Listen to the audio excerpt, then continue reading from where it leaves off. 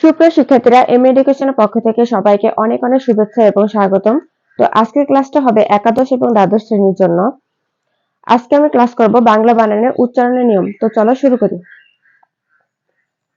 বাংলা উচ্চারণের নিয়মের মধ্যে হবে র ফলার উচ্চারণ। তো প্রথমে নিয়মটি হবে পদের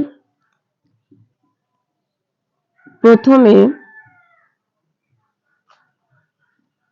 ব্যঞ্জন বর্ণের সাথে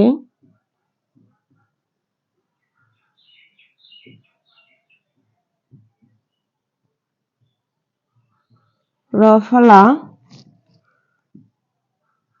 যুক্ত হলে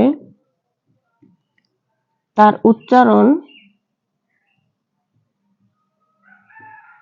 ওকারান্ত হয়।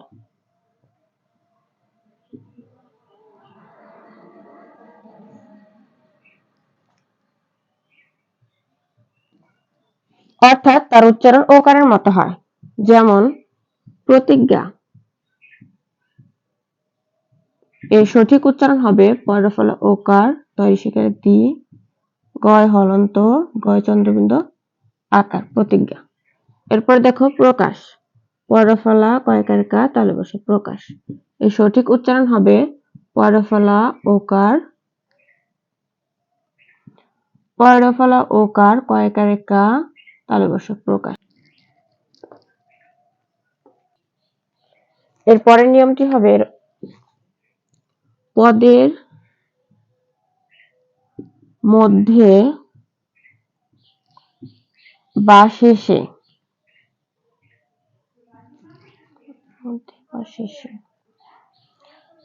ব্যঞ্জন বর্ণের সাথে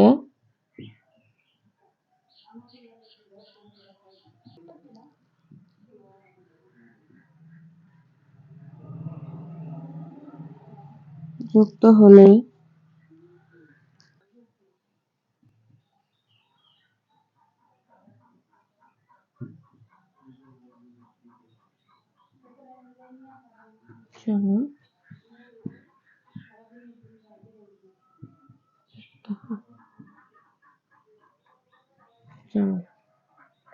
অর্থাৎ দেখো, পদের মধ্যে বা শেষে ব্যঞ্জন বর্ণের সাথে যদি র ফলা যুক্ত হয় তবে সেই বর্ণটির উচ্চারণ দ্বিত্ব হবে, অর্থাৎ সেই বর্ণটির উচ্চারণ দুইবার উচ্চারিত হবে।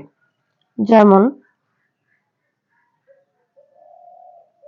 ছাত্র, সা তরে ফলা, এর সঠিক উচ্চারণ হবে সা ত হলন্ত তরে ফলা ওকার, ছাত্র।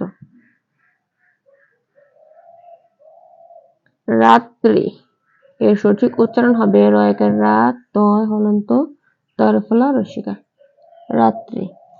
তারপর দেখো তীব্র, এর সঠিক উচ্চারণ হবে তয় ঋষিকার ব হলন্ত বড়, তীব্র, হ্যাঁ, বড় ফলা ওকার, তীব্র।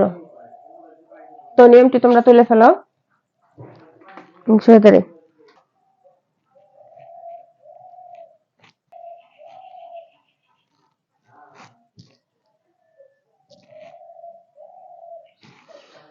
এর পরের নিয়মটি হবে সংযুক্ত বর্ণের সঙ্গে সংযুক্ত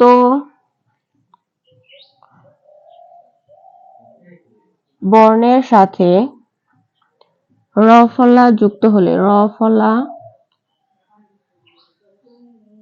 যুক্ত হলে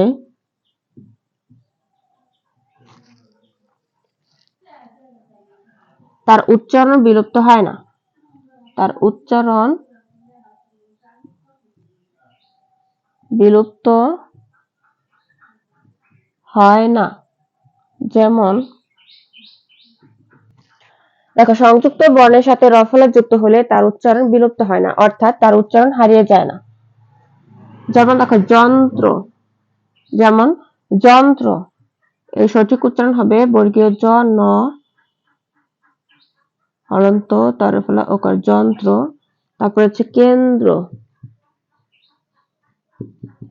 এর সঠিক উচ্চারণ হবে কয়েকের কে নয় হলন্ত দরে ফলা ওকার, কেন্দ্র।